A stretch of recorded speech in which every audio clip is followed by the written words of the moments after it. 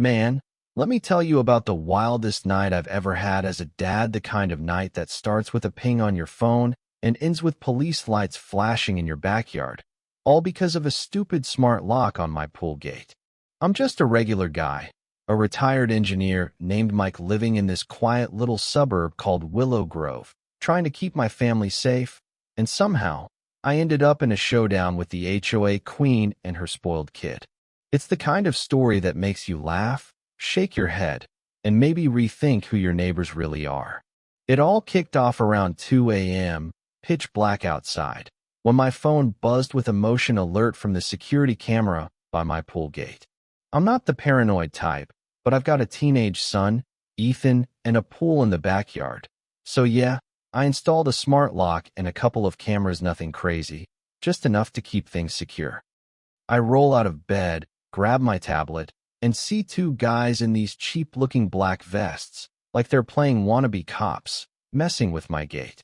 They're poking at the keypad, trying to pry it open, and I'm watching this live feed, thinking, who the hell are these clowns? Then, out of the shadows, comes the third guy, red swim trunks, towel slung over his shoulder, swaggering like he owns the place. It's Dylan, the 17-year-old son of Linda Harper, the HOA president who runs our neighborhood like it's her personal kingdom. Now, to understand why this kid's creeping around my yard in the middle of the night, you gotta know the backstory. Dylan's the golden boy of Willow Grove High quarterback, drives a shiny BMW his mom probably bought him, and has this smirk that screams, I'm untouchable.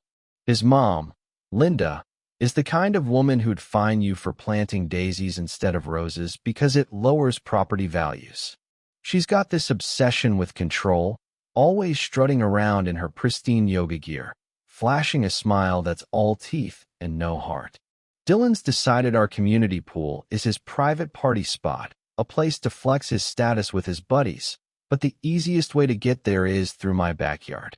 Problem is, I put a smart lock on the gate after some kids snuck in last summer and trashed the place. Dylan thought he could bully his way past it, and his first target was my kid, Ethan. It started a week earlier. Ethan came home from school looking like a storm cloud, backpack hitting the floor like it weighed a ton. I'm in the kitchen, chopping garlic for dinner, the air sharp with that good Italian smell, when I notice he's avoiding my eyes. You okay, bud? I ask, keeping it light. He shrugs, classic teen code for everything sucks, but I'm not talking. I nod at the garlic. House rule. We don't let jerks season our pasta. He almost cracks a smile, but I don't push. That night, his phone's buzzing like a beehive, and around 10, he slinks into my office, holding it like it's gonna bite him. Dad, can you look at this? He mumbles, handing it over. It's a string of texts from Dylan. Yo, Ethan, heard you got the pool code. Hook me up. Ethan's replies are polite, dodging. My dad changed the lock. Man, I can't. Dylan gets nastier. Don't be a loser, dude. Everyone's coming Saturday. Slide the code. Then he screenshots their chat and posts it in a group text with his buddies, mocking Ethan. Little Ethan's scared of his daddy. Worst part? A meme with Ethan's face photoshopped onto a kid hiding behind his mom, Dylan's face on the mom, captioned, Don't worry, Ethan, mommy's got you. It's cruel, designed to gut him. Ethan's standing there, eyes down, waiting for me to blow up. But I'm an engineer, I don't yell, I fix. This isn't about you, I tell him, keeping my voice steady. This is about Dylan wanting control. You said no, and that's enough. I put a hand on his shoulder, feel the tension in him like a wound-up spring. We'll handle this together. I fire off a calm email to the school's vice principal, Ms. Rivera, with the screenshots not to get Dylan in trouble, just to log it. Data's my thing. It's clean, undeniable. I tell Ethan to block him. He does, and for a minute, the house feels quiet again. But I know this isn't over. Guys like Dylan don't quit, and Linda's the type to back her kids every move. Sure enough, the next evening, Linda shows up at my gate, all smiles and sharp edges, Dylan trailing behind her like a smug shadow. She's in crisp white linen, looking like she's auditioning for a lifestyle blog. "Mike, that lock of yours," she says, eyeing it like it's a weed in her perfect lawn. "It's a bit industrial, don't you think? Not exactly Willow Grove vibes." Dylan snickers, pointing at the fence. "I could hop that in 2 seconds." I nod at the camera above. "I wouldn't." Linda's smile tightens. "We're just ensuring safety, Mike. The HOA has standards. I keep it cool. This lock's on my property, Linda. It's legal, compliant, keeps my kids safe." She doesn't like that boundaries aren't her thing, but she backs off, tossing out, "We'll need to inspect it, for compliance." It's a threat, plain and simple. That night, I'm ready. I'm in my office, lights off, watching the live feed when the motion alert hits at 2:13 a.m. 2 guys in those goofy vests, HOA compliance stitched on like a bad Halloween costume, are at my gate, trying codes. 1234, 0000, 1111. My app logs every fail, 14 in all, plus a tamper alert when they try to pry the faceplate. Then Dylan slinks in, phone glowing, looking like he's directing a heist. I update my non-emergency police report, fingers steady, 911 on speed dial. The big guy pulls out a pry bar, grunting as he tries to crack my lock. It holds. I designed the housing myself. 3D, printed, weatherproof, 12,000 pounds of magnetic force. My little fortress. I decide it's time to move. I slide open the glass door to the pool deck, the software cutting the silence. The 2 goons spin around, caught off guard, their boots leaving wet prints on the concrete. The air smells like jasmine and chlorine, cool against my skin. My porch light flicks on, and I'm standing there in a t-shirt and slippers, looking like the least threatening guy alive.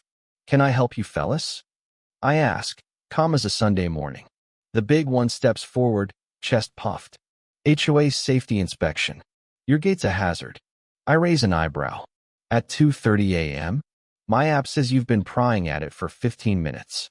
That's not an inspection, that's breaking and entering." Dylan steps out from the hedge, smirking like he's in a teen movie. "What's the problem, Mr. Dawson? Scared of a little check?" I lock eyes with him. "Your mom's making a big mistake, kid." The big guy grabs my arm, hard, growling. "We need to check your pool access points." I twist free, adrenaline spiking. I'm no fighter, but nobody manhandles me in my own yard. Dylan, feeling cocky, shoves me, but the deck's slick with dew. His sneakers slip, arms flailing like a cartoon, and he goes down, scraping his elbow. He's stunned for a second, then pulls out his phone, screaming into it. 911. "I've been attacked. Mike Dawson pushed me. I'm bleeding." It's Oscar-worthy nonsense. Sirens wail in the distance.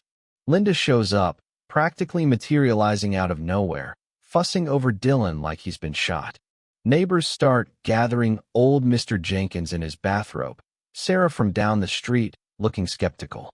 2 cops, Sergeant Malone and Officer Cruz, walk through the side gate I've unlocked remotely. Malone's seen it all, his face lined like old leather. Cruz is younger, sharp-eyed, hand near his holster. Linda's in full performance mode, pointing at me. "He attacked my son. Unprovoked." Dylan's clutching his elbow like it's a war wound. I stay calm, hands visible. "Officer, these guys hopped my fence at 2:17 a.m., tried to break my lock. One grabbed me. Dylan shoved me, slipped, and fell. I've got it all on camera." I pull up my tablet, show the footage, the vests fumbling, Dylan sneaking in, the grab, the shove, the fall. The lock's log backs it up. 14 failed codes, tamper alert. I even show the texts Dylan sent Ethan, the meme. Malone's eyes narrow at Dylan. "This what you said happened, son?" Dylan stares at the ground. The vests mumble about authorized inspections. Cruz snorts. "Those patches look like they came from a costume shop." Malone nods. "We're logging trespassing and a false report for the DA." Linda's still sputtering, but the cops aren't buying her act. They leave, and I feel a weight lift. Facts won this round. But Linda's not done. By morning, she's rallied a posse of parents, armed with coffee cups and outrage, claiming I'm some unhinged neighbor who attacked her kid. They're on my lawn, ready to scream. I don't argue. I roll out a 65-inch TV from my garage, plug in my tablet, and hit play. The video loops, the trespass, the shove, Dylan's flop. Gasps ripple through the crowd. Sarah speaks up. That's not Mike pushing him. Another mom points. Those guys grabbed him first. I show the texts, the meme. A dad who'd been glaring at me softens. I didn't know about this. The mob disperses, some even apologizing. Linda wasn't there. She's too smart for that, but her army's defeated. Then the paper war starts. Every day, a new HOA fine arrives. $500 for the lock, $500 for the cameras, $500 for the deck lights I put up for safety. Linda's weaponizing the bylaws, twisting vague rules to bleed me dry. I call the HOA office, get a flustered clerk named Jenny who admits there's no board vote for these fines, no specific rule banning my lock. I start a spreadsheet, log every notice, cross-reference the bylaws. She's sloppy, moving too fast out of spite. I find clauses she's ignoring. Fines over $250 need a board vote. Game on.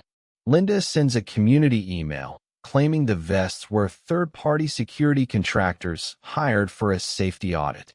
It's a bold lie, but it's her mistake. Contractors mean money. Money means records. I talked to Mr. Jenkins, our resident gardening guru and former accountant. He laughs. Security contractors? We've got ADT for the clubhouse and old Stan at the gate. That's it. Stan, the 70-year-old gate guard, confirms no contractors came through, just a white SUV tailgating Linda one night. I snap a photo of his log, another data point. I need a whistleblower. I reach out to Tom, a nervous HOA board member who always looks like he's dodging Linda's shadow. We meet at a diner outside town, and he's stirring his coffee like it's a full-time job. She doesn't consult us, he whispers. Just spends our money. He slides me a folder of financials, invoices, bank statements. I dig through and find it. $5,000 a month to Suburban Safety LLC for consulting. I check the state's business registry. The LLC's registered to Linda Carter, her maiden name. She's funneling HOA cash to her own shell company to pay those goons. One invoice, dated the day after the trespass, lists an emergency response test. Fraud, plain and simple. The HOA meeting's a circus-packed room, lemonade sweating on a welcome neighbor's sign. Linda's at the head of the table, gavel in hand, looking like she's ready to rule forever. I don't argue with her opening spiel about proactive safety. I just plug in my laptop and let the projector do the talking. The video plays, the vests, the pry bar, Dylan's shove, his fall. The room gasps. I show the texts, the meme. Parents whisper, that's my kid's friend. Then the invoices, the bank statements, the LLC filing with Linda's maiden name highlighted. She's been billing us $5,000 a month, I say, voice steady, to harass my son and me. The room explodes. Linda bangs her gavel, but nobody's listening. Tom stands, shaky but loud. I move we void Mike's fines. Sarah yells, I move we cancel that fake contract. Mr. Jenkins booms, I move for a full audit of her finances. The votes roar through unanimous. Linda's frozen, her gavel useless, her kingdom gone. A month later, things are quieter. Linda resigned. A temp board's running things, and they've scrapped the petty rules. The pool's just a pool again, kids splashing, no drama. Dylan's off the football team, doing community service, and his dad dragged him over to mumble an apology. It's weak, but it's something. Ethan's out there now, doing cannonballs with his buddies, grinning like the weight's off his shoulders. I'm on the deck, sun warming my face, the lock's green light blinking steady. This wasn't a fight won with yelling or fists, it was patience, proof, and showing people the truth. But here's the thing, Linda's gone. But someone like her always pops up, right? Another control freak with a clipboard, ready to make your life hell over a fence post or a light bulb. So what do you think? Was I right to dig in and fight with facts? Or should I have just paid the fines to keep the peace? Drop a comment. Tell me your HOA horror stories. I know you've got them. And if you liked hearing how I took down a backyard bully with a smart lock and some screenshots, hit that like button. Share this with your neighbors. Let's talk about what makes a community real, not just a bunch of rules on paper.